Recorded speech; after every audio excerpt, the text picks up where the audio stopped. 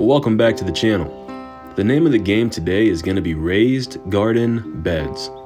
For numerous reasons, this has been on a list of wants for both Emily and I for a long time now. With the increase in expenses attached to just about everything, but in this case specifically groceries, and then them also putting God knows what into the food, we're always looking for ways to eat healthier. And in this case, it's also cheaper, so it's kind of just a no-brainer. Sure, we could always just work more hours or try to find a better paying job, but we enjoy things like this where your benefit is directly derived from the hours invested.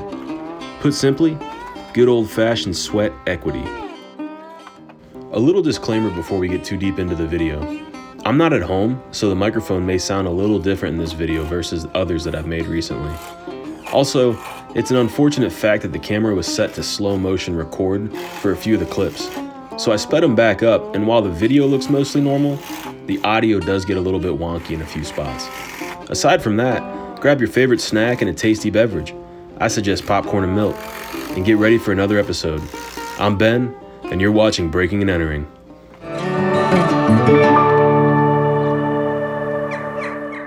Now when it comes to building things, if you buy the wood from the store, it can get expensive quick, especially lately.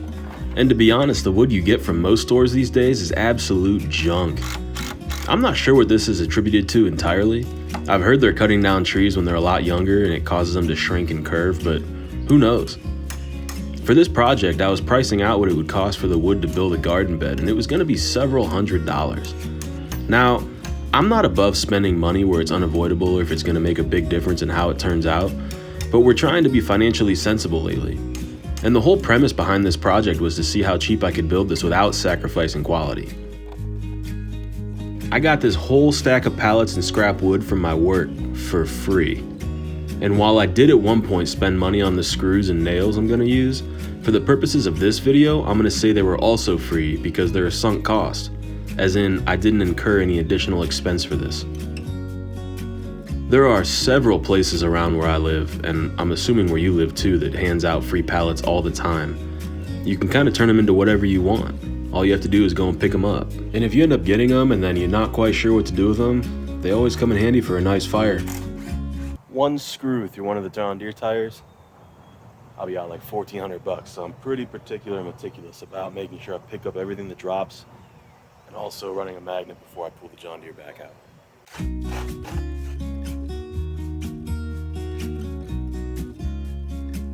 As with most projects I do, I only started out with the shell of a plan. I wanted to build a workbench out of the pallets so I would have a station to start pulling the other pallets apart. My initial idea was to pull off all the slats and cross members from the pallets so I could essentially build from scratch any garden bed I wanted. I was working where I drive my car and my equipment on the driveway, so I was being meticulous and methodical about making sure to get all the nails and staples out of the wood and collect them all. This slowed my progress to a crawl, and I quickly realized this would take me forever.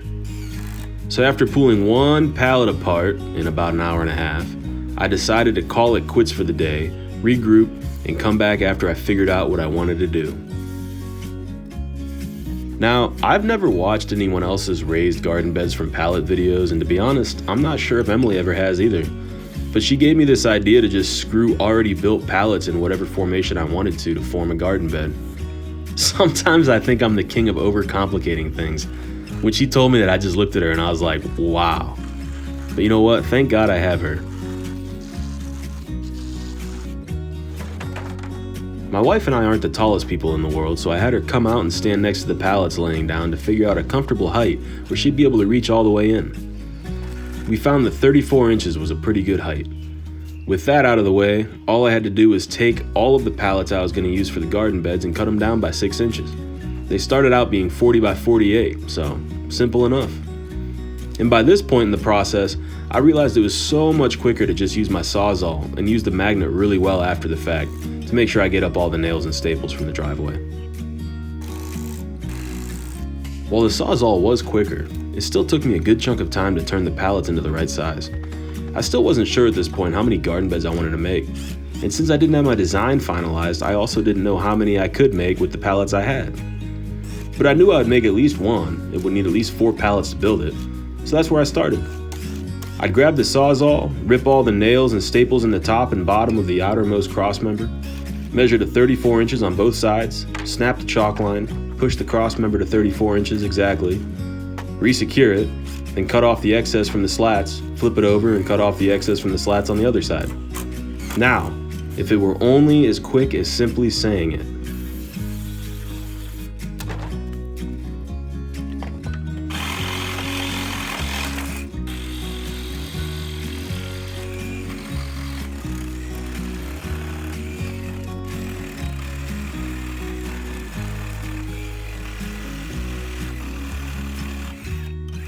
You know, in hindsight, I'm watching this and I don't know why I dismantled my workbench. I keep seeing myself bend over further and further as the pile gets smaller. If I had my workbench still, I would have been able to be stood up. But honestly, that's kind of how home improvement projects are. I'm not professional, and the whole idea here is I'm saving money and kind of enjoying myself. I'm a jack of all trades and a master of none, and honestly, that's the best way to be.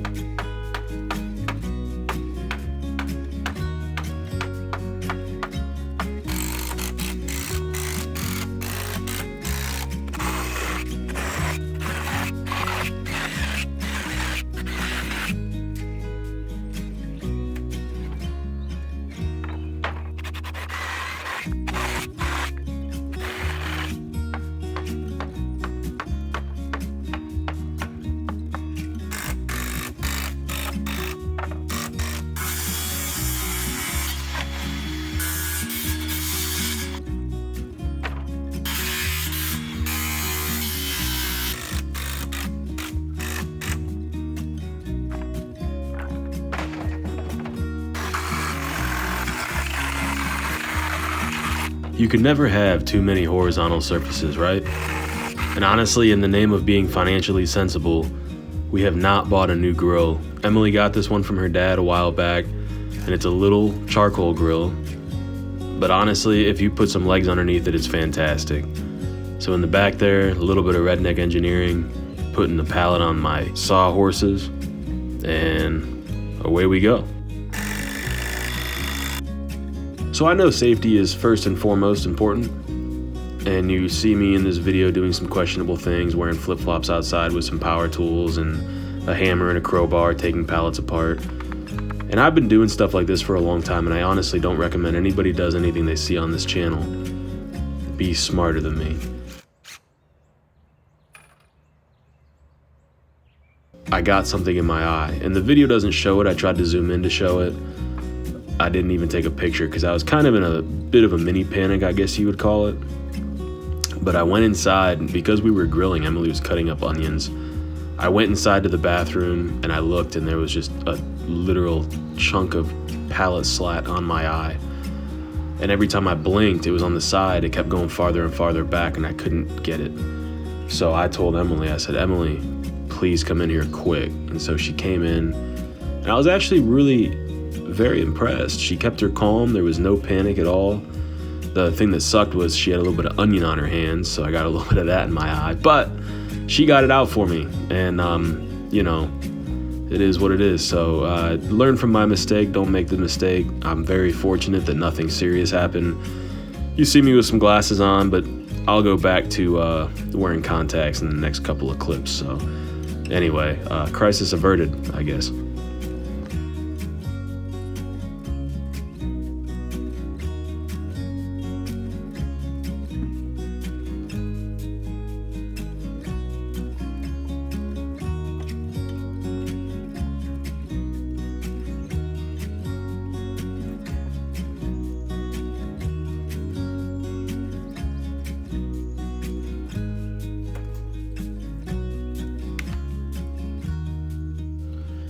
And now, finally, after what seems like forever, well, not to you guys, it's only been 9 minutes, we are to the assembly stage. In the RV industry, we get a ton of oversized parts, and they bill us handsomely to get them to us, but they package them very well. So in the scrap wood that I got from work, there was a bunch of 2x4s, but they were just riddled with staples. But free is free, and honestly, it doesn't really affect much. The only thing I had to do to the pallets, aside from cutting them down to size, was putting some 2x4s in the end holes, so I actually had some meat to screw into that would hold them together. Just a little side note for anybody out there who has any kind of saw. The Diablo brand, while I don't like the name, makes amazing and incredible products. I recently changed the blade out on my circular saw and my miter saw, and wow, it is just a night and day difference. Remember when I said I'm a jack of all trades and a master of none? Yeah, well, I put this pallet in upside down. Since I shortened the pallets by 6 inches, there is an offset to the center cross member. I was planning on using them to support the floor of the garden bed, so I had to take them apart and flip it over. And let me tell you, the video makes this seem so much easier and less frustrating than it was. But there's no one to blame but myself. Just remember, the quickest way through is through. And sometimes if you're getting frustrated, the best option is just walk away and come back and look at it with fresh eyes. But if there's not an option to walk away and come back, best thing to do in that situation is to slow yourself down. They always say, slow is right and right is fast.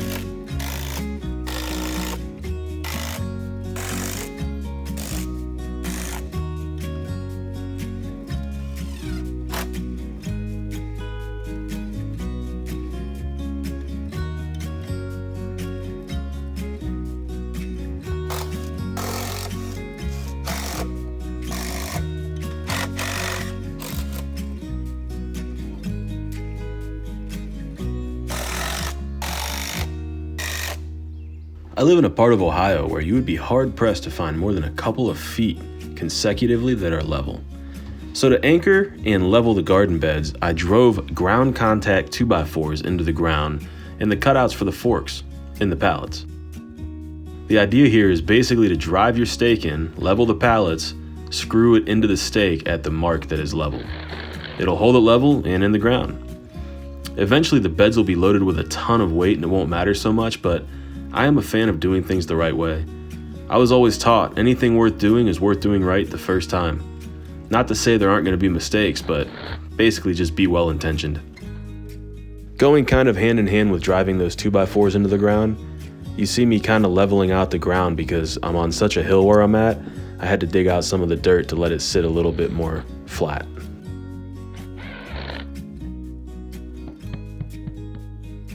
At this point, I'm starting to understand why people like building with pallets. They're pretty cool and kind of diverse. I should also mention this is the part of the video where I accidentally somehow set my camera to record in slow motion, so the audio is going to sound a little bit deeper than it normally would.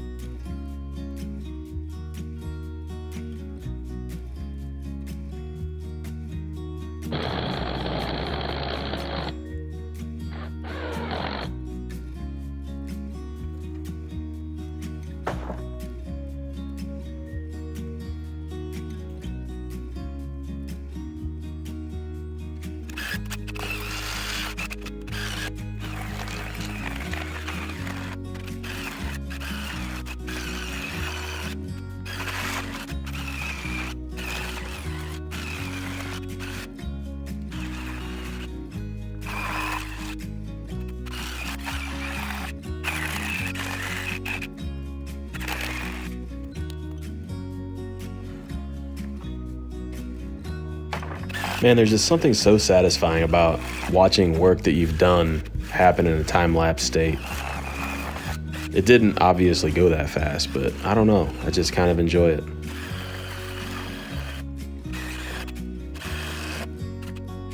This video takes place about 4.5 months after my carpal tunnel surgery. And I know the studio video hasn't been out yet, it's coming, don't worry. But I'd like to report that my surgery was a massive success. Honestly, most days I can't even tell I got surgery, except for the fact that I forget that my hand ever hurt because I'm sitting here like just holding that hammer and hitting it like that. Oh my goodness, it would have killed me. So anyway, 2 thumbs up.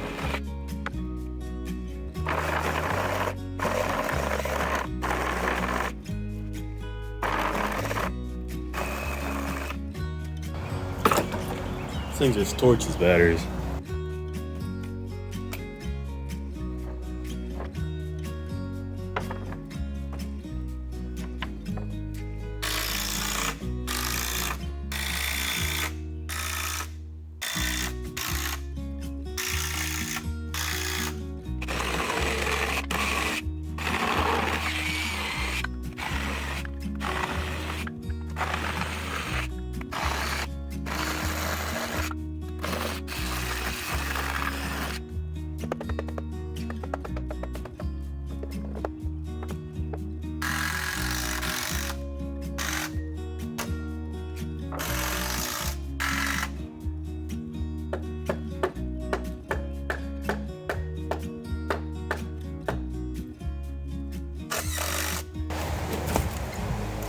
Bottom look good? Mm-hmm. Tell me you want. Okay, that's good. Thank you. You're welcome. I'm stuck.